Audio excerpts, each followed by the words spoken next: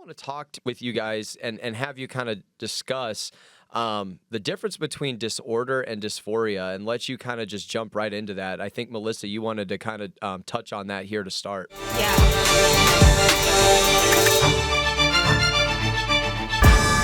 Yes, I think it's so important that we all understand what we're actually talking about when it Hmm. comes to the topic of transgenderism. Hmm. And so, our good friend, Dr. Andre Van Mol, did a literature review of all of the studies coming out of Europe where they've had gender affirming, quote unquote, care for years. And he has this bullet point right at the top of his paper, and it says, gender dysphoria is a diagnosis, whereas transgenderism is an ideology. Hmm. So let's unpack that. So, first of all, a mental health disorder is something that causes a decline in a person's occupational functioning, meaning work, Hmm. educational functioning at school, or social functioning. I mean, historically, that is how the Diagnostic and Statistical Manual has defined disorders.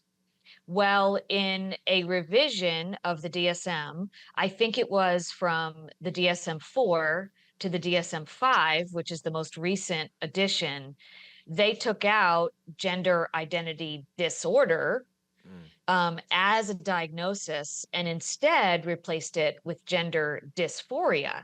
And so dysphoria means a psychological distress over one's perceived gender versus their biological gender, or what we would call biological gender. And now these organizations that are supposedly scientific, they're saying, well, it's their sex assigned at birth. So now it's no longer based on objective criteria in Mm. terms of biology, but what mainstream hospitals or doctors are Hmm. imposing upon children is what they're saying. And so Wow. I think it's important. I say all of that because people that are experiencing gender dysphoria, they are in distress, and so we're seeing more of this in adolescents and young adults. Hmm. But and so there are many reasons for that. I believe part of that is due to trauma, Hmm. is Hmm. the high rate of sexual abuse, divorce, kids being exposed to all kinds of things, and and then they're experiencing, oh, I don't really want to be a boy or a girl.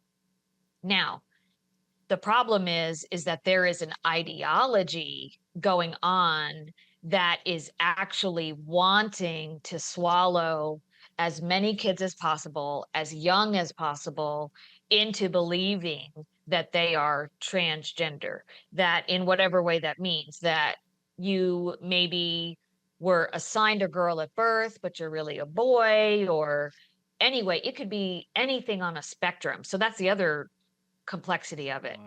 is it's now not just two genders, but it's multiple genders. And in fact, there's unknown Mm. genders that we haven't even discovered. So that's just the firing shot across the bow. So maybe we can get into it and unpack it a little bit. So Yeah. I'm And of course, to be clear, we believe that there's two genders, right. right? If we're saying that, Yes, yes, Yeah. culture is of saying, course. Facebook is saying, other Yes, places, yes.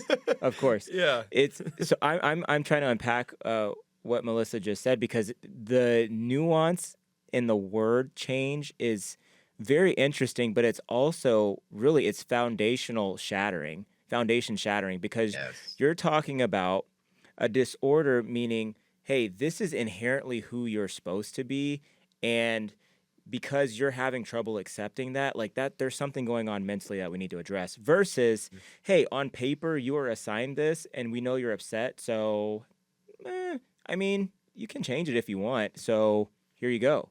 These are the options that you have, which is what they're Hmm. doing. And so Hmm. you're taking the inherent identity of a person away from them and basically saying, no, this was given to you. So yeah, you can change it if you want. which to me completely changes the whole narrative of what someone believes about themselves.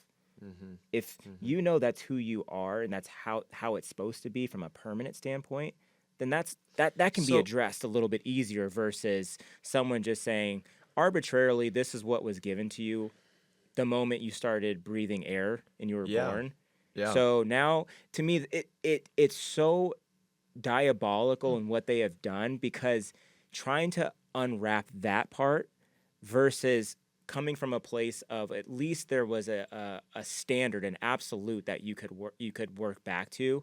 Now you've got to address, like Gary, you just said, and Melissa, all of these other, I guess, genders that they're throwing out there.